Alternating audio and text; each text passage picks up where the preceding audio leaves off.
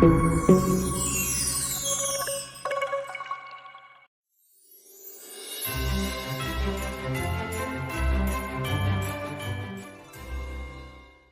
¿qué tal amigos podescuchas? Gracias por acompañarme una vez más en el podcast Consejos Divinos. Vamos a empezar una serie, la serie navideña de Consejos Divinos. Y no lo hemos hecho antes, pero vamos a hacerlo. Y vamos a recurrir al Evangelio de Lucas para que cada episodio, fíjate, cada día de diciembre vamos a tener un nuevo episodio. Y en cada episodio vamos a abordar un capítulo del Evangelio de Lucas. Fíjate, ¿por qué? ¿Por qué voy a hacer esto? Quiero que me acompañes en este viaje por el Evangelio de Lucas para revisar la historia más maravillosa, la historia de nuestro Señor Jesucristo. Quizá tú no eres cristiano. Bueno, probablemente estás aquí por curiosidad, porque quieres saber más de Jesucristo. Bueno, quédate, acompáñame cada día en esta serie para revisar juntos la vida de Jesucristo. Quizá para ti solo es un gran maestro. Te pido que te quedes. Vamos a revisar la vida maravillosa de Jesucristo. Y para ello, pues tenemos que ir a los libros que cuentan su historia. Son 4. Es un solo evangelio contado a través de 4 relatos. Y vamos a ir al que pues es el más completo en el sentido de que hubo una investigación. Y yo como periodista, pues admiro el trabajo que hizo el médico Lucas para investigar y recrear y poder compilar los sucesos más importantes de la vida de Jesucristo. Bueno, vamos a revisar cada episodio, cada día un episodio y cada episodio un capítulo del Evangelio según Lucas. Bueno, ¿por qué es importante esto? Quiero que como cristiano o como no cristiano reflexionemos juntos en quién es Jesús. ¿Quién es Jesucristo? En el mundo occidental, pues Jesucristo pues ya quedó como al nivel de un gran maestro. Lo ponen junto con Buda, junto con otras personas que pues se dice que pues fueron grandes maestros iluminados. Y bueno, pues ahí tienen una colección, ¿verdad? De gente muy sabia. Bueno, Jesús, como dice el buen escritor C.S. Lewis, Jesús no nos da espacio y lo vamos a revisar en estos episodios, en esta serie de Navidad. Lo vamos a revisar, vamos a ver que Jesús no nos da margen para pensar en que fue un gran hombre, que fue un gran maestro, sino que Jesús fue realmente y es realmente Dios encarnado, Dios hecho carne. Y por supuesto que en el camino pues vamos a revisar uno que otro texto de la Biblia que nos explica un poco más de este gran y maravilloso misterio de que Jesús es Dios encarnado. La verdad tiene unas implicaciones teológicas brutales, profundas, y lo que te puedo decir, lo que te puedo adelantar en unos segundos en este momento es que la gente podría decir, bueno, Dios, ese Dios que creó todo, ese Dios omnipotente, ese Dios santo, ese Dios justo, ese Dios que creó el universo, etcétera, ¿cómo me va a entender cuando estoy angustiado, cuando estoy triste, cuando estoy deprimido, quizá cuando estoy alegre, cuando quiero acercarme a mi familia y amarla, y en fin, todas estas cuestiones que podemos llamar humanas? ¿Cómo me va a entender este Dios que todo lo puede y que está en todos lados? Y que, ¿cómo me relaciono con un Dios así? Él me puede entender. Yo sé que es omnipotente, pero puedo relacionarme con Él. Realmente puede comprender cómo me siento, las cosas que vivo en el día a día, mis angustias, mi ansiedad. En fin, este Dios, ¿qué tan cercano puede ser a mí como ser humano? Y cuando ves que este Dios, el Dios de la Biblia, el Dios de Abraham, de Isaac, de Jacob, algunos llamarían de la tradición judeocristiana, pero más que ponerlo en una caja de una cultura específica, este Dios que se dio a conocer, porque no es Dios de los judíos o de los cristianos, porque los judíos lo inventaron y lo podemos ir viendo en cada episodio. Por eso te animo, te invito a que me acompañes en estos episodios. Hoy va a ser precisamente el primer capítulo y voy a hacer un resumen y voy a hacer una pequeña reflexión para que entendamos este primer capítulo, qué implica para nosotros y hacia dónde nos dirige. Pero lo que quiero animarte a que me acompañes en esta serie del podcast porque te vas a sorprender de la maravilla de la vida de Jesús. No es la vida de un hombre común y corriente, de un gran maestro. Vamos a comprender por qué es Dios con nosotros, Emmanuel, por qué es el Dios que se hizo carne y las implicaciones de que se haya encarnado, maravillosas para nosotros. Por supuesto que sí, no te lo puedes perder. Quédate en este primer episodio. Y bueno, vamos a entrar en materia. Solo quiero decir antes de abordar el primer capítulo. Yo sé, yo sé que hay cristianos que dicen, pero Jesús no nació en diciembre.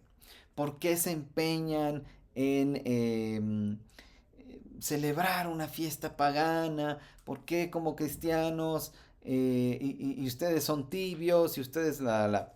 Bueno, el mundo occidental celebra que Jesús nació en diciembre por la tradición católica. Sabemos que lo que nos cuenta la historia, que el emperador Constantino, que después supuestamente se hizo cristiano, se hizo católico, él fue el que dijo Jesús nació un 25 de diciembre, pues porque él en su pasado pagano pues adoraba a Mitra y Mitra había nacido el 25 de diciembre y en la tradición babilónica Tamuz había nacido el 25 de diciembre. Obviamente no era el calendario que ahora conocemos y que no era exactamente el 25 de diciembre tal cual, sobre todo en la tradición babilónica, que era otro calendario y otros nombres, pero coincidían en las mismas fechas porque es el solsticio de invierno.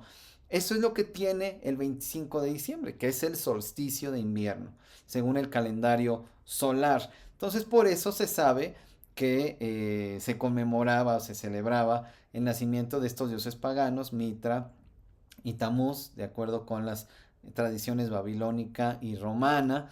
Y pues se decidió, según esta tradición católica, poner el nacimiento de Jesús ahí también. O sea, yo entiendo que no, los cristianos en general sabemos que no, pero el mundo occidental tiene estas fechas para celebrar Navidad, que ya sabemos también que el mundo occidental de hoy, del siglo XXI, simplemente ya borró esto de la Navidad para quitarle lo religioso a estas fechas. Ahora se habla en inglés de holidays, en español se habla de las fiestas.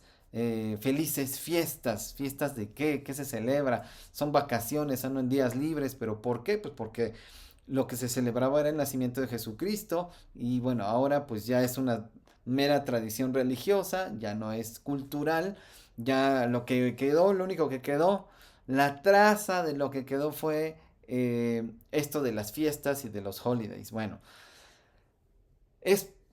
quiero usar esta serie para decirle a la gente que probablemente no es creyente, que probablemente es agnóstica, incluso cristianos que no sabían de estas cosas.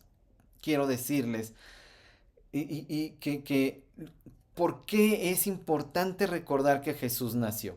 Obviamente, si nosotros hacemos, y para esto voy a hacer un episodio específico, ¿no? ¿Cuándo nació Jesús realmente? Ahí está la información. ¿Cuándo nació Jesús realmente? No fue en diciembre. Por ahí había una teoría que decía que en abril. No fue en abril ni en mayo. Fue en otro mes. Yo les voy a dar la respuesta en otro episodio. Pero lo que voy a decir simplemente es, sabemos que fue en otro mes, ¿no? Sabemos que fue en otra época. es necesario aprovechar estos días en los que la gente para un poquito, probablemente no por el consumismo, pero que la gente está hablando de las fiestas, de la Navidad, para recordar por qué Dios se hizo carne y habitó entre nosotros. ¿Es verdad? ¿Qué implicaciones tiene para la humanidad? Lo vamos a ver durante estos 24 días, obviamente hasta el día 24.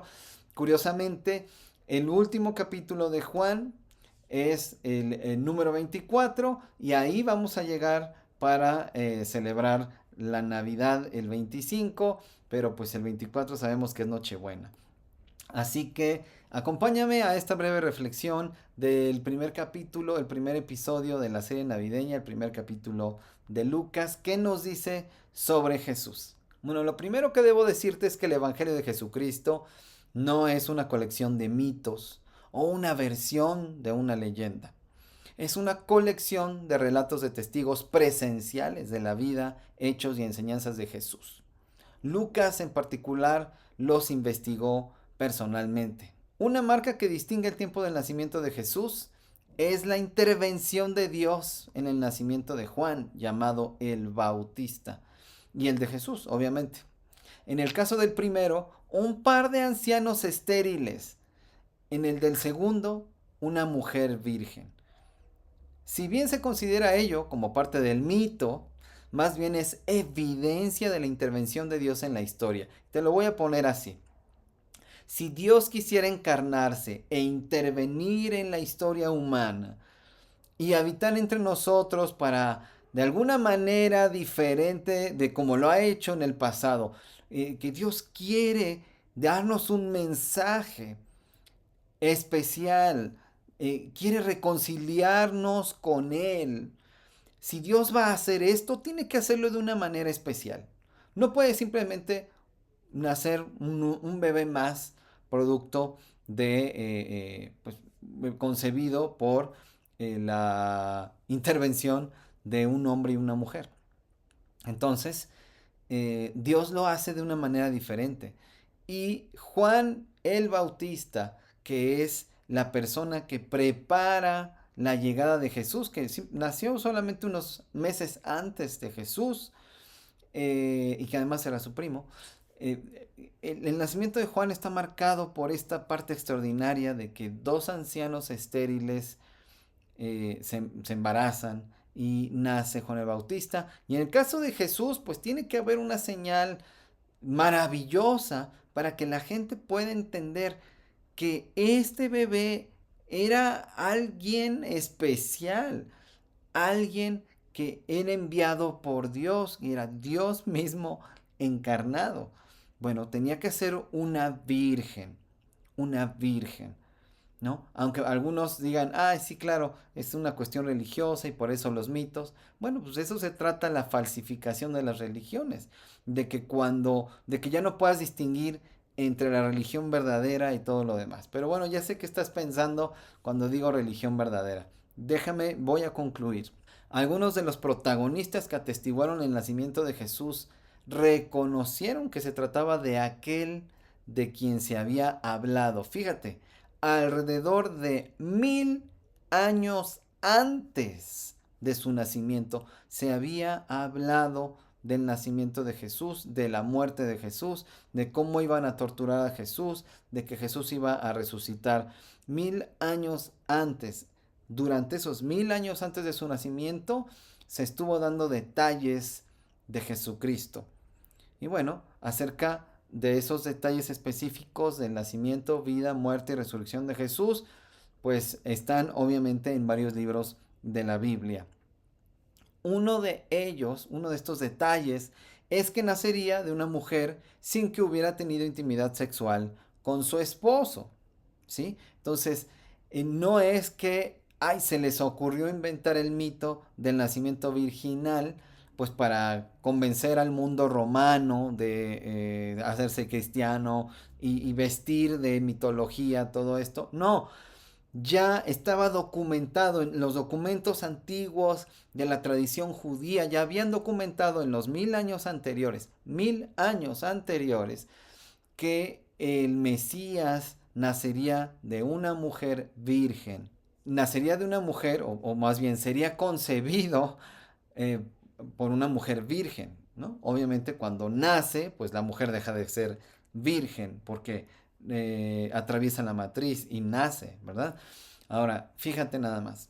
El nacimiento de Jesús significó desde un principio la buena noticia de que Dios pretendía hacer justicia al pobre, al que reconoce su necesidad, así como anunciar la libertad al cautivo, el consuelo a los sufrientes, el regocijo a los desesperanzados y sanidad a los quebrantados. El capítulo 1, el primer capítulo de Lucas, transmite esta atmósfera de celebración y gozo.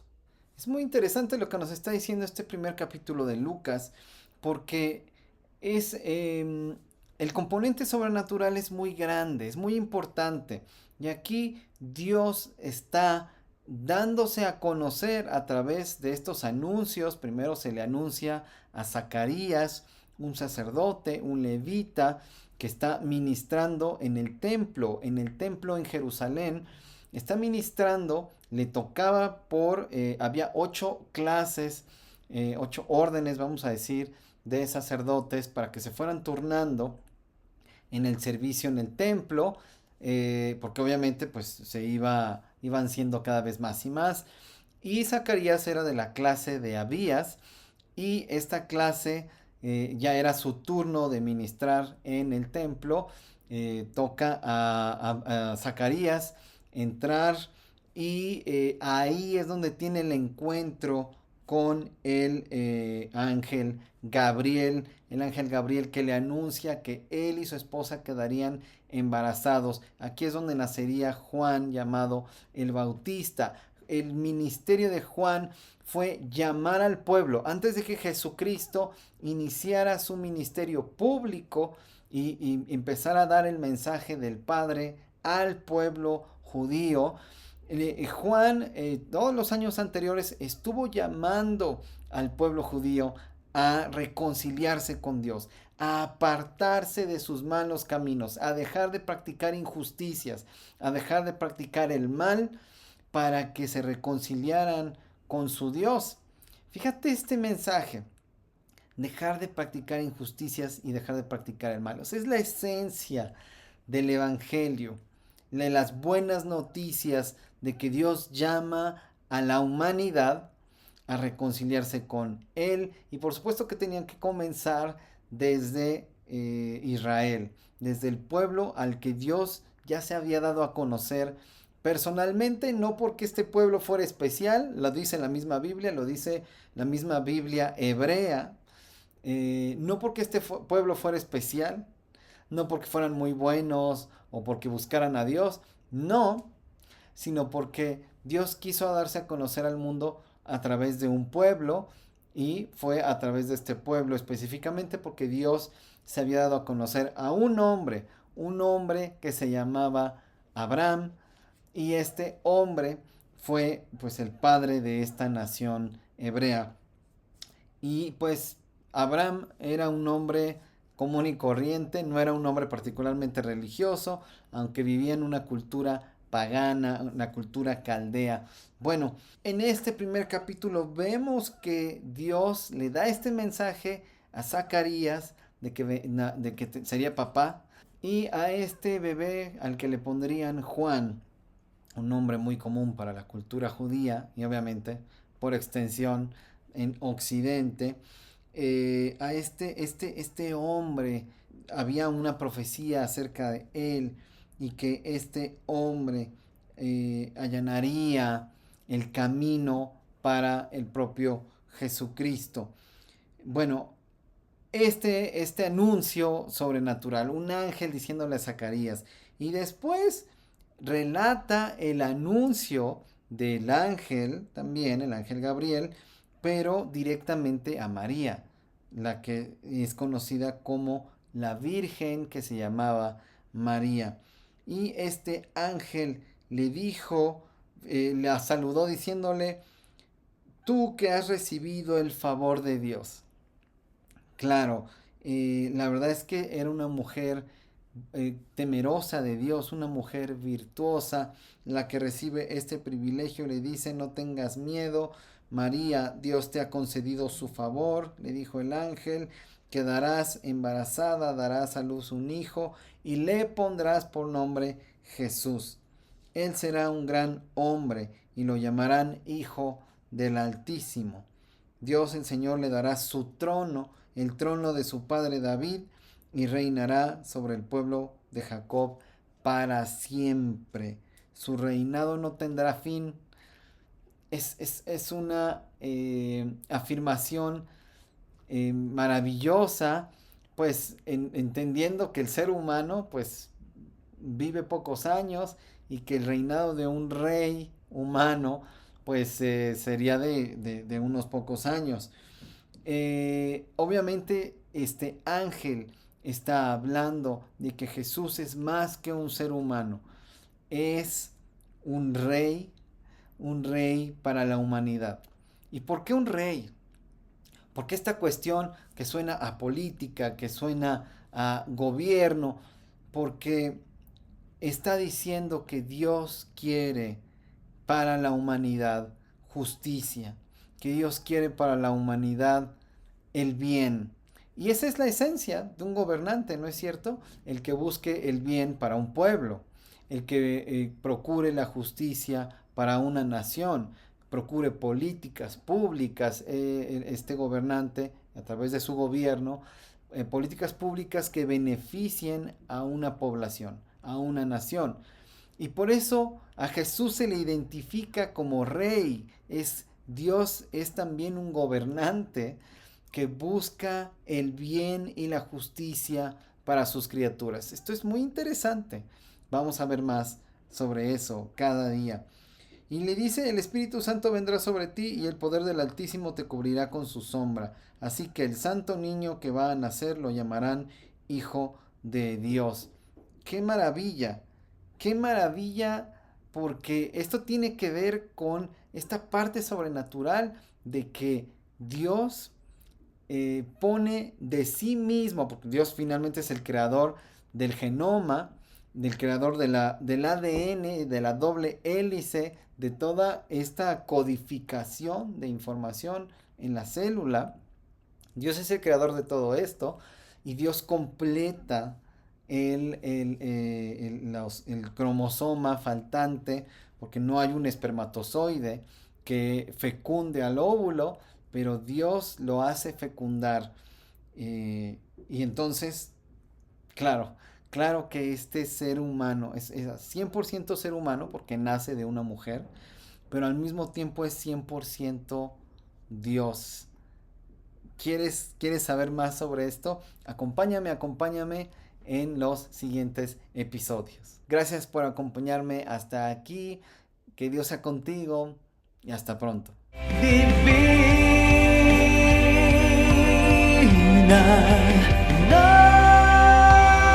noche nació